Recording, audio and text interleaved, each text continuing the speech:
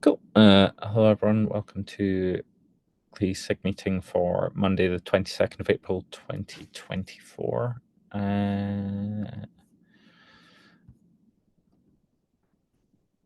What's the current state of test grid? We're still on VPA and Carpenter, looking good. HPA, flaky, and that's flaky, and cluster.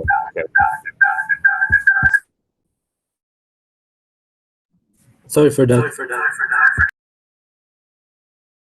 Sorry, okay, we are now in sync with Maciek. Sorry, I was just going to say that we have a person on our end, Google, working on on the CA tests, and specifically right now they're very much GC specific. The assertions are on like MIGs and stuff. So she's trying to extract like a set of very core tests agnostic of any cloud provider. Translating all of the assertions into actual Kubernetes stuff and not anything GK or GC specific. We should have this cleaned up at some point, and this work is in progress, but it's like a significant chunk of work, and this person is still like onboarding to Kubernetes. Is their starter task, so it will take some time, but we should have this fixed. Great, thanks for the update there.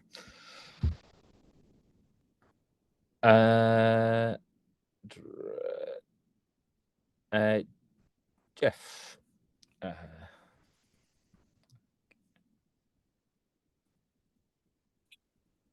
Hello? Oh. Hello. Hey, oh, okay, okay. Yeah, I list the item on the HPA questions for LLM applications.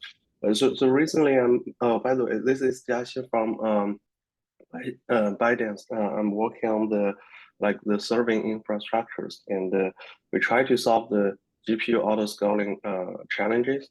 So recently, we noticed there's a few challenges we feel is like different from the traditional like CPU applications. So first one is I feel it's hard to find the right metric, GPU metrics for the LLM applications, because in CPU applications, usually we use, for example, like resource metrics, we use the CPU. But in GPU areas, the utilization metric is defined in a different way. For example, like GPU have many SMs. So if one like SM is taken, the GPU utilization is like kind of 100. So you do like is calculated in such ways. So similarly, like using the SM active as a metrics, it means if there's only one thread web in GPU, if it's active, then the SM is active. So I think that's a kind of the drawback of the the DCGM definition. So the problem is it's not linear.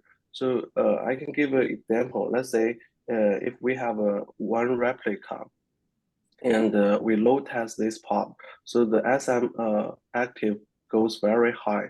So if we spawn another new instance, even there's one request, it may go up to the same number. So the problem is the matrix is not linear. So that brings a problem like how can we design some auto-scaling mechanism for GPU applications. So one thing we come up is we probably can leverage feedback system. So right now, HPA, it is a system based on the feedback, but based on the same metrics. For example, if we scale the scale the application using one metric, the metrics we defined. For example, let's say we over provision some resources, then it needs to wait for the next cycle to like downscale the resources. But in LLM applications, we're thinking like whether we can use some error code or use some other like indicators to address the feedbacks, because as I said, if we use one matrix, it's not linear. It's very hard to say, okay, we can totally rely on resource metrics. The second thing is we're thinking whether we can build some composite metrics to fully convert the non-linear metrics to linear metrics, so we know exactly how many resources we needed.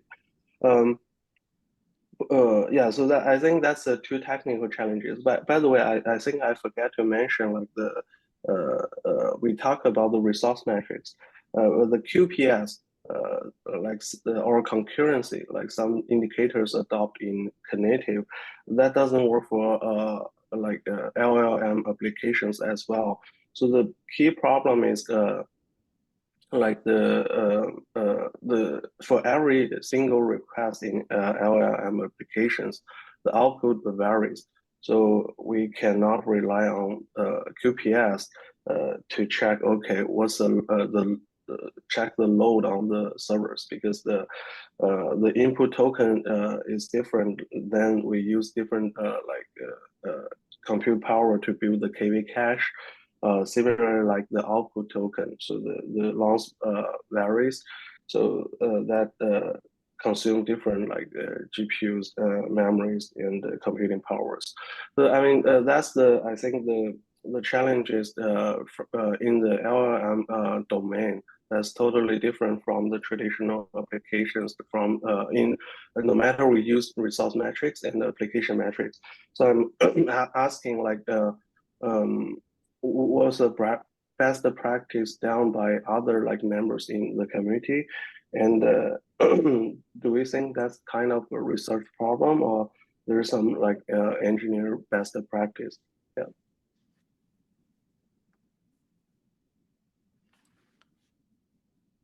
I don't know if anyone else is. I personally no experience internally running GPU workloads on Kubernetes. I'm sort of wondering if the best place for discussion though of this. I don't know if you've seen some of the emails on the mailing lists, but there's a couple of working groups that are currently in the process of spinning up. One is resource management. Accelerator management, I think they've ended up deciding on. The other one is that's sort of intended to be the lower level bit. So they're talking about things like the dynamic resource allocation. The other one is working group serving. Currently, the doc discussing it doesn't sort of directly mention HPAs, but they are looking for input on the challenges that people currently have with serving, GPU requiring workloads, etc., on Kubernetes, and all of the areas that we will need to improve across the entire ecosystem to sort of enable people to more easily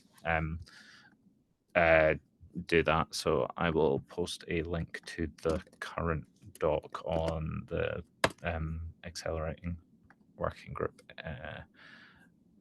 They're currently gathering times that work for people in terms of setting up recurring meetings, etc. But I think from my understanding, that's probably going to be the best place to discuss it, and probably the most likely to find out what people are currently doing, the shortcomings of that, etc. I think in longer term, it's very useful for us as SIG Autoscaling to kind of improve HPA to address all those issues.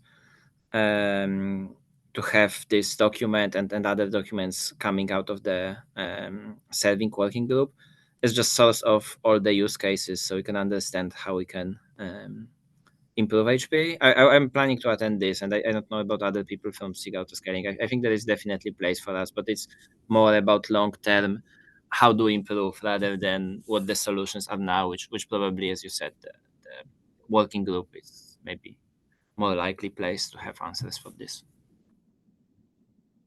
Yeah, agreed.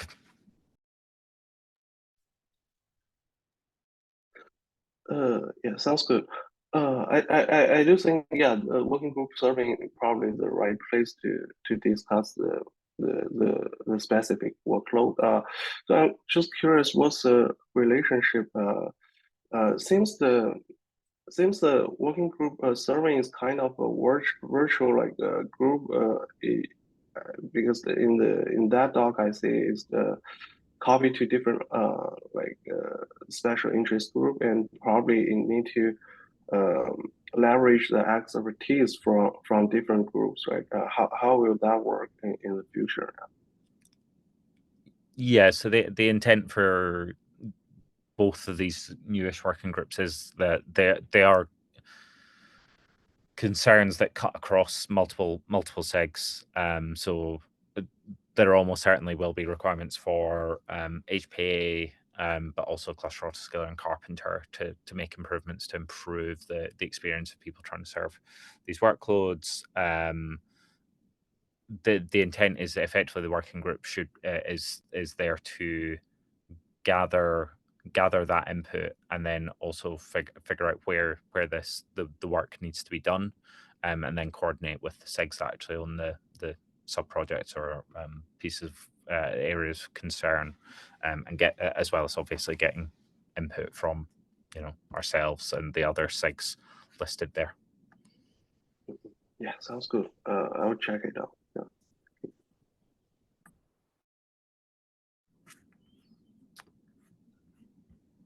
Cool.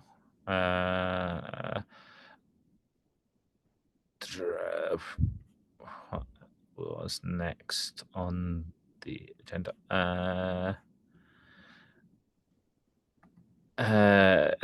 Adrian's discussion about VPA and HPA labels. I see there's been a bit more discussion on the Kubernetes issue, including today. There's a request for a cap. Well, yeah. I think it might need a cap change. I'm not sure if that's correct or not. I think that's probably my suspicion. If we're changing the behavior of the HPA, then yeah, we would almost certainly need a cap for that. Cool. As a new person, caps seem quite daunting. Should I just dive in and see what happens and ask for help in Slack, or is there a different approach to it? You're more than welcome to start the cap. As generally my experience has been, it's far easier to get the comments flying in once there is actually like the cap for people to have an opinion on. Cool. I'll give it a go. If I get a bit too intimidated, I might ask for help in the channel.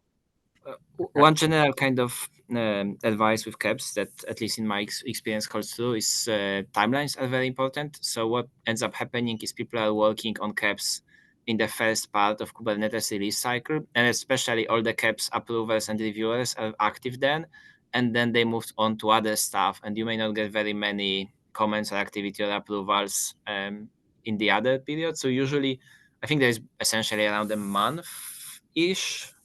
I don't know if 131 timelines have been published already, but I think basically there is a reason to prioritize this from perspective of it's either going to get a lot of feedback now, and if not, then it's the next window is in 4 months.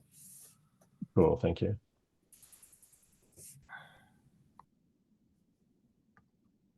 So thanks.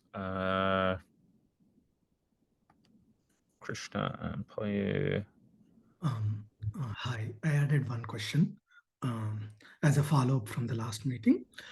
You did mention that when we are backporting the patch, we can go as far as until 1.27, and our majority of the clusters are on 1.26. So I was wondering, and it's a major challenge to move them to 1.27. So I was wondering if we can make an exception for 1.26 for this, if we were to come up with a fix. I mean, realistically, like we could accept the PR, but we're realistically not going to cut release and publish an image for it. So we could get it to the point where the code is in the 126 release branch, and you would be able to sort of build and publish your own image off the back of that. But in terms of we're already with the release of 130, technically 127 has fallen out of support as well now. Got it. So in the sense, the PR will be accepted in 1.26, but with just that we have to cut our own release if we were to, right? Yeah, you'd have to make your own image and publish that to somewhere, particularly if you're, end users are using it, etc. Got it. Thank you very much.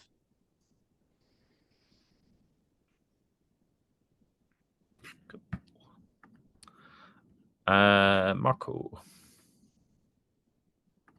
Yeah, thanks. So there had been a null pointer exception in the most recent VPA release, that is 1.1. That's fixed meanwhile, and the fix has also been merged on the hotfix branch. So I was just wondering if, when, and how we will be getting fix release for this. So I saw Kevin mentioning that he tries to do this quickly, like this was last week, I guess. So I was wondering what the timeline here was. Kevin's not here, but yeah, I can speak about this one. Yeah, we should do this week. Marco, so yeah, Kevin also mentioned that you were discussing whether to cut 1.2 or 1.1.1. Yeah, I was just asking about this. I guess cutting 1.1.1 makes more sense. Yeah, I agree with you. Yeah. Yeah, that sounds good. Perfect. Yeah, we will prioritize this week. Awesome, thanks.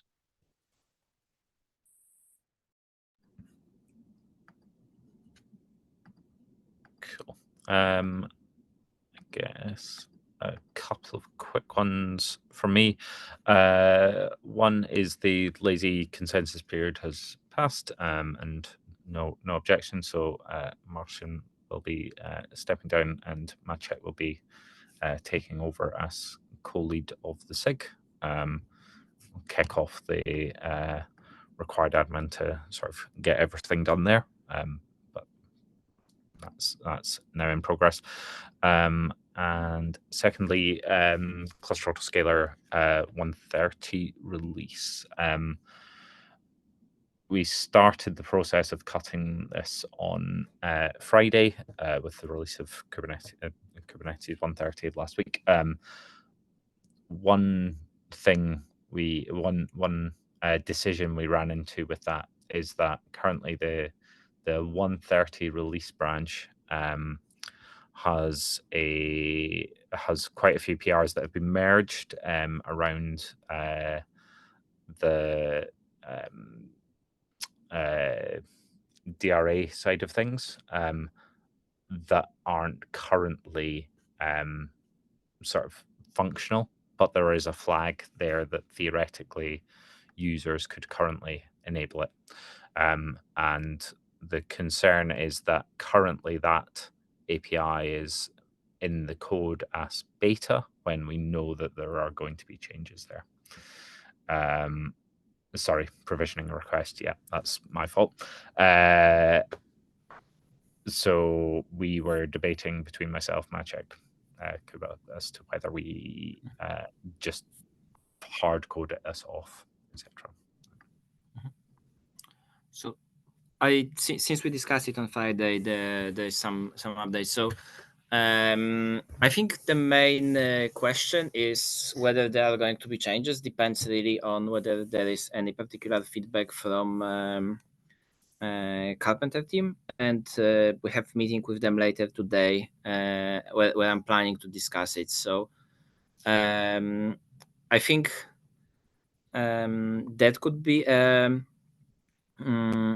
be a strong input, and I think given that we specifically want their feedback, probably delaying 130, like finishing 130 release until tomorrow is reasonable, hopefully. And hopefully that should be enough time. There is a chance that we may not. I'm not sure we need any API changes. It's more of how confident we are that it works for Carpenter. Yeah, also there is a possibility of potentially just disabling it in 130 and considering re-enabling it in like patch release, which is slightly weird, but it's also an option if we need to gain some time. But yeah, I basically what I suggest doing is wait until you get some feedback from Carpenter, and if they think it's looking okay from their perspective, maybe there is no reason to disable it. And obviously, it is going to default to disabled as per any kind of new API functionality, right? So it's only going to matter for people who want to opt into it anyway. Yeah, makes sense. So with this in mind, I think chances are that 130 is coming. If we finish the work tomorrow, there is still good chance of testing and so on dragging into Wednesday. So I would expect 130 CA around mid this week. Yeah, sounds good.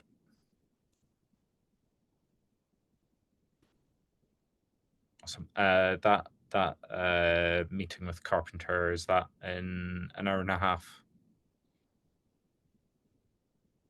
I believe it's in 2 hours.